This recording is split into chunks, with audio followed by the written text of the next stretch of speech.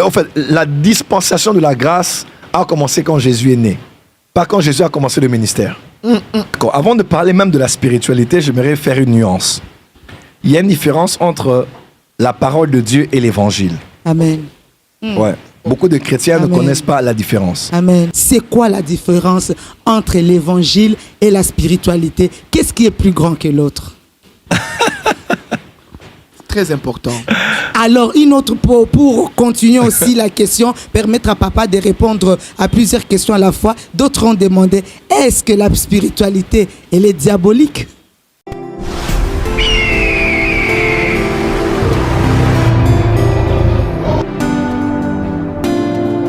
Aussi une autre question à nous, pasteur Ramazani qui est sorti. Les gens ont dit qu'on ne prêche pas l'évangile, mais plutôt la spiritualité. Et ils veulent aujourd'hui comprendre, papa, c'est quoi la différence entre l'évangile et la spiritualité? Qu'est-ce qui est plus grand que l'autre? Très important.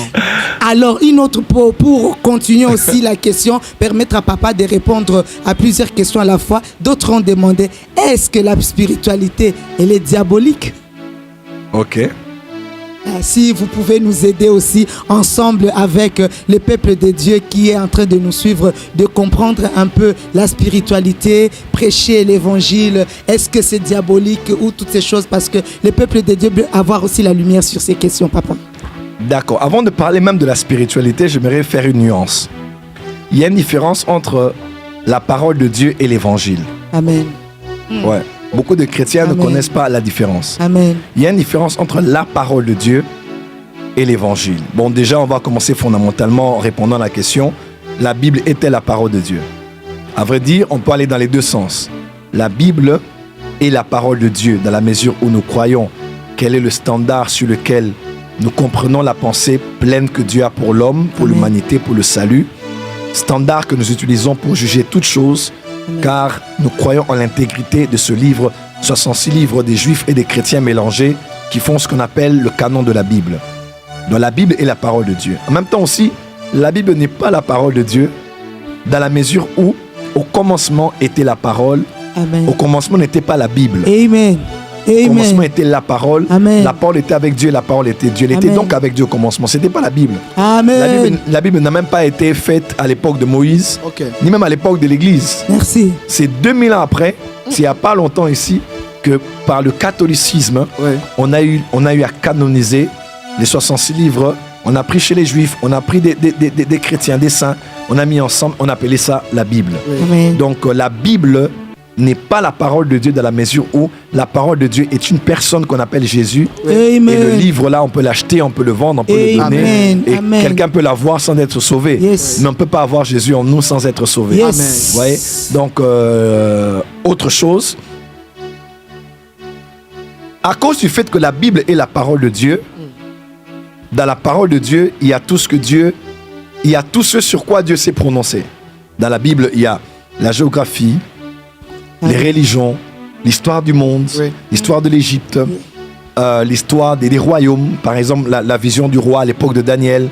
On a, même historiquement parlant, vous allez voir, c'est vérifié, il y a eu l'empire des Babyloniens, des Médès, des Perses, des Grecs et des Romains. Donc, on peut aussi voir dans la Bible qu'on nous a raconté l'histoire de la civilisation actuelle, des Roms, comment ils se sont succédés. Donc, la Bible parle de l'histoire des peuples, l'histoire d'Israël, l'histoire de la création, on parle de la science dans Job, on parle de géographie, on parle de la famille, on parle de l'éducation, on parle de la sexualité, on parle de la salubrité, on parle de la gouvernance, du leadership, on parle de l'origine de beaucoup de choses. Donc, quelqu'un peut prêcher la parole de Dieu sans prêcher l'évangile. Amen. Waouh. Ouais. Profond. Wow. Quelqu'un peut prêcher la parole, je répète ici, je peux prêcher la parole de Dieu. Je prends la Bible et je prêche un bon serment, mais je n'ai pas prêché l'évangile. Et d'autres prédicateurs peuvent vous dire, j'ai fait 25 ans de prédication de l'évangile. À vrai dire, il a fait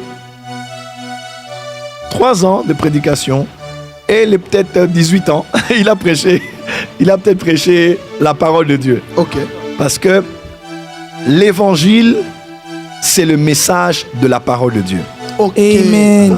Wow. Donc le but de la parole de Dieu là, c'est pas tout ce qu'on voit, les arbres, les gens. Non, c'est tout ce qu'on voit là a pour but de nous emmener sur l'évangile. Amen. Parce que dans la parole de Dieu, on a la théologie de beaucoup de choses. Mais la théologie de la Bible, c'est la christologie. Wow. Et la christologie, c'est ça l'évangile. Donc, ouais, c'est ça en fait. Donc, J'ai envie d'acclamer, Voilà. envie d'acclamer. Donc, S'il vous plaît, acclamez cette C'est sagesse, cette extraordinaire. profondeur. l'évangile, c'est le message de la parole de Dieu. Amen. L'évangile, c'est le message de la Bible. Donc, je peux lire l'histoire de Noé et de ses enfants, je prêche un bon message dessus, mais je n'ai pas prêché l'évangile. Billy Graham disait, prenez n'importe quel texte de la Bible, mettez-y la croix et vous avez un message évangélique. Amen. Amen. Ouais. Ouais. Donc on peut prendre beaucoup de textes, tant qu'on n'a pas mis la croix, on a prêché la parole. On n'a pas prêché l'évangile. Wow. Je lis un verset que je viens Amen. d'avoir, 1 Corinthiens 15, verset 1. Je vous rappelle, frères, l'évangile que je vous ai annoncé, que vous avez reçu, dans lequel vous avez persévéré, et par lequel vous êtes sauvés, si vous le retenez tel que je vous l'ai annoncé, autrement, vous auriez cru en vain. Je vous ai enseigné avant tout, comme je l'avais aussi reçu, que Christ est mort pour nos péchés, selon les Écritures, qu'il a été enseveli et qu'il est ressuscité le troisième jour, selon les Écritures. Ça, l'évangile. L'évangile parle de la mort de Jésus, de sa résurrection, de son ascension. Amen. Amen. L'évangile, au fait, est résumé là. Après, il donne les témoignages, il est apparu à tel. Là, c'est maintenant, après la résurrection, Ouais. ce qu'il a eu à faire post-résurrection. Je lis encore un autre verset dans Romains. Oui. Romains, le dernier chapitre.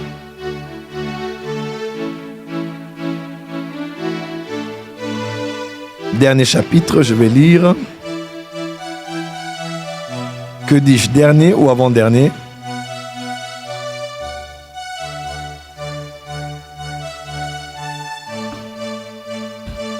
Ok.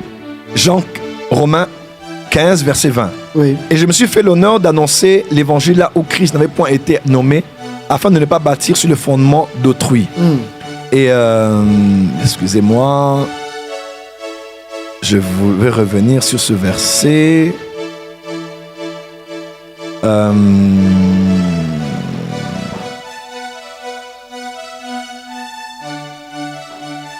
Waouh, je cherche un verset ici. Je vais vous le donner bientôt. Oui. Je vais vous le donner bientôt parce que, voilà, l'évangile, c'est prêcher la mort, la résurrection, c'est prêcher l'œuvre de la rédemption. Ça, Yes. l'évangile. Amen. Amen. Et l'œuvre de la Amen. rédemption n'a pas commencé à la croix. L'œuvre de la rédemption a commencé quand Christ est né. Amen. Le Amen. jour même où il naissait, on voit déjà les anges annoncer la paix sur la terre auprès de tous ceux qu'il a créés. Et le 8e jour, c'est la première fois que le sang de Jésus a coulé. Oui. Amen. Le sang de Jésus n'a pas coulé à 33 ans. Le sang de Jésus a coulé 8 jours après, au jour de la circoncision. Come on. Partagez Ouais. le live, s'il vous plaît. Il y a la lumière ici dans le talk show Voilà. avec Wow. notre père, le prophète Joël Wow. Francis Wow. Tatou. Voilà. Il y a des choses que tu n'entendras qu'aujourd'hui. Oui. Alors Voilà. partage.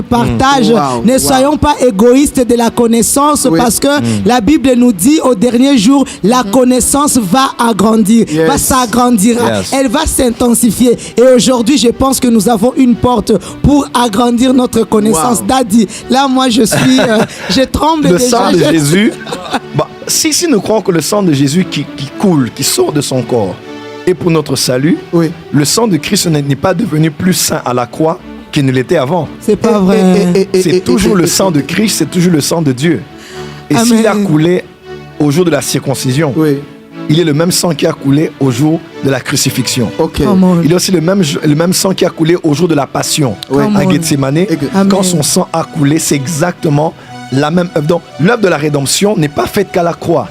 Quand il dit tout est accompli, c'est accompli certes, tout ce qui avait été prédit et tout ce qui a été annoncé, Oui. mais tout a été accompli aussi dans la mesure où l'œuvre qu'il a commencé de son vivant, Oui. il a achevé cela. Exactement. Il a achevé ce travail. Yes. Jean 17 existe pour ça, Oui. parce qu'il faisait à son père le rapport de ce qu'il avait fait. Exactement. Tu m'as donné, je les ai gardés, mais j'ai perdu un. Voilà, parce qu'il était prédestiné à cela. Dans le sang de Jésus, en fait, la dispensation de la grâce a commencé quand Jésus est né, pas quand Jésus a commencé le ministère. Non, non, non, non, La non, dispensation de la non, grâce non, non, non, non, non, n'a non, pas non. commencé à l'an 33. N'a pas commencé quand il a commencé le ministère. Oui. Amen. Mais a commencé quand il est né. Waouh. Parce que c'est Dieu déjà qui était... Emmanuel n'a pas été Emmanuel le jour à 30 ans. Oui. Emmanuel a été Emmanuel déjà parmi les hommes là. Il était déjà Emmanuel. Il était déjà Dieu, 100% homme comme on dit, et 100% Dieu. Amen. Amen. Alors, l'évangile, c'est quoi? L'évangile, maintenant, c'est prêcher la christologie. C'est parler de la sotérologie. C'est parler de ce que Christ a fait. Voilà pourquoi on peut utiliser la Bible pour parler de leadership, Ouais. prêcher sur la bonne éducation, la salubrité, mais ne courons pas le risque d'avoir prêché toute notre vie la parole de Dieu Oui. sans avoir prêché l'évangile. Voilà pourquoi la Bible déclare: la foi vient de ce qu'on entend, Oui. et ce qu'on entend vient de la parole de Dieu. Oui. Non. La Bible dit vient de la parole de Christ. Ok. Amen. Ok. Parce que la foi vient lorsqu'on entend l'évangile. Ok. Come on. Pasteur Ramazani, la foi vient lorsqu'on entend l'évangile. Yes. Donc, si tu as entendu la parole de Dieu Oui. sans avoir entendu l'évangile, tu n'es pas un homme de foi. On peut prendre le risque de le confirmer ainsi. Exactement. Mais Parce que, excusez-moi, parce que quelqu'un va dire: oh non, mais alors Moïse. Oui. Hébreu explique. Oui. Il dit que Moïse, devenu grand, refusa d'être appelé fils de la fille de Pharaon. Pourquoi? Il avait vu les souffrances de Christ. Oui. Oui. My God. Oui. My God. Ben oui, la My foi de God. Moïse était basée sur le fait que depuis l'époque, il voyait Christ. On va même dire Abraham. Oui. Même Abraham. Jésus a dit: mais il a vu mon jour et il s'était réjoui. Oui. C'était réjoui. Parce qu'il avait la conscience de Christ même dans l'Ancien Testament. Wow. Donc la foi n'est pas dans ce que Dieu a fait pour Élisabeth, pour Marie, pour non. Non, ça ce sont des ingrédients qui nous emmènent vers la foi. Amen. Mais la foi, c'est les yeux fixés sur Christ, lui qui est l'auteur. C'est Christ, Amen. l'auteur et le consommateur de la De foi. la foi. C'est lui qui donne naissance à la foi. Ah oui. Donc la vraie foi dans la Bible n'est pas la foi en ce que Dieu a fait avec David, non, la foi c'est en ce que Christ a dit et Christ a fait. Et toute autre chose ou personne ou action qui ont été faites nous dirige totalement directement sur la personne de Jésus. C'est ça l'évangile. Amen.